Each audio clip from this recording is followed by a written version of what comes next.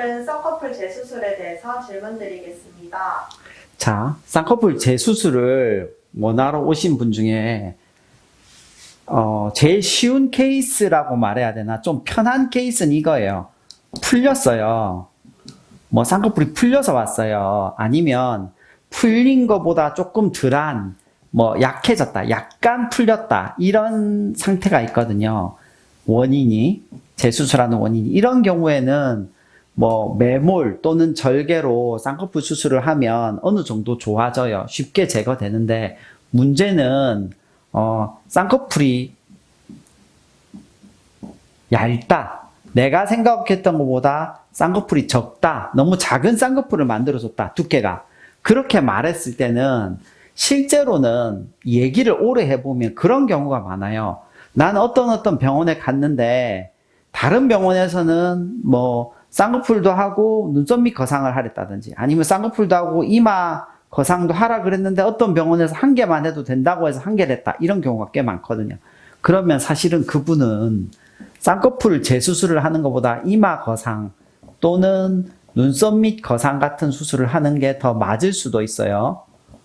근데 뭐 젊은 분에게는 눈썹 밑 거상을 잘 하지 않으니까 이마 거상을 권하게 될 것 같고, 간혹 쌍꺼풀이 너무 두껍다는 분이 있어요. 쌍꺼풀 두껍다고 하는 분들은 이 인터넷에 찾아보면 소세지 또는 소시지 수술이라고 해서, 사실은 눈이 이렇게 되어 있어요.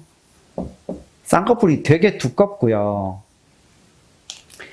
눈이 졸린 눈이라고 해서 이 세로가 잘 안 떠지는 분들이 있어요. 이런 분은 소세지 눈이라고 하는데, 이런 경우에 재수술이 가장 까다롭고 어려운 경우가 되겠습니다. 쌍꺼풀 수술을 절개법과 매몰로 총 2번 받았었는데 다시 재수술하는 경우 무조건 절개로 수술해야 하나요?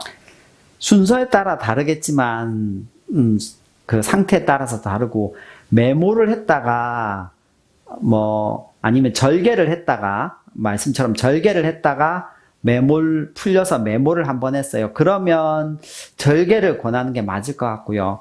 매몰을 했다가 풀려서 절개를 했는데 풀렸으면 또 매몰하는, 약간 징검다리처럼 서로 반대쪽으로 가는 경우가 실제로 많아요. 근데 그 풀린 게 굉장히 일부분이면 앞에 매몰을 했더라도 매몰을 하는 경우도 많이 있습니다.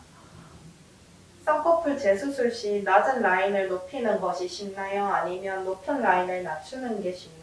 그건 한 분한테 동시에 일어날 일이 아니라서 뭐 굳이 아셔야 될 필요는 없다고는 생각이 되지만, 높은 쌍꺼풀을 낮추는 게 훨씬 더 어렵고 고난이도고, 그래서 시간도 훨씬 많이 걸립니다. 쌍꺼풀 재수술 시기는 2주 뒤가 좋나요? 6개월 후 중 언제가 가장 적합한가요? 그 쌍꺼풀의 재수술 시기가 나오는 건 대부분 경막을 열어서 눈매 교정을 하는 굉장히 어려운 눈매 교정 수술이 제대로 들어갔을 때만 이 얘기를 하는 거거든요. 그렇지 않고는 재수술의 시기는 뭐 가변적일 수 있습니다. 하여튼 어쨌든 리베이터, 안검거근과 뮬러 근육을 어떻게든 손을 봐서 눈을 이렇게 번쩍 뜨게 해주는 수술을 했다면 재수술 시기는 2주 내에 하거나 6개월 후에 하는 게 좋은데, 가능하면 2주 내에 하는 게 조금 더 좋습니다. 근데 붓기가 너무 많아서 애매하다, 이걸 해야 되는지 안 해야 되는지 모르겠다면 6개월 이후에 하는 것이 더 좋습니다. 수술 후 한쪽만 쌍꺼풀이 세 겹으로 생겼는데 양쪽 다 재수술 받아야 할까요?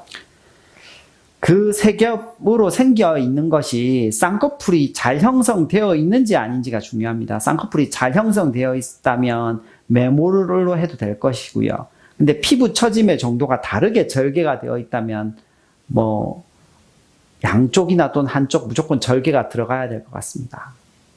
쌍꺼풀 재수술이랑 앞트임 복원을 동시에 할 수 있나요?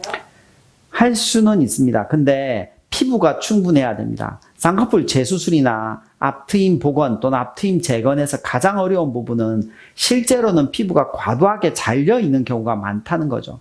그렇게 해서 오시기 때문에 피부가 부족한 상태인데 거기서 또 자꾸 하게 되면 화를 부를 수도 원래 있긴 있습니다. 그거는 상태를 보고 말씀드릴 수 있습니다. 감사합니다. 감사합니다.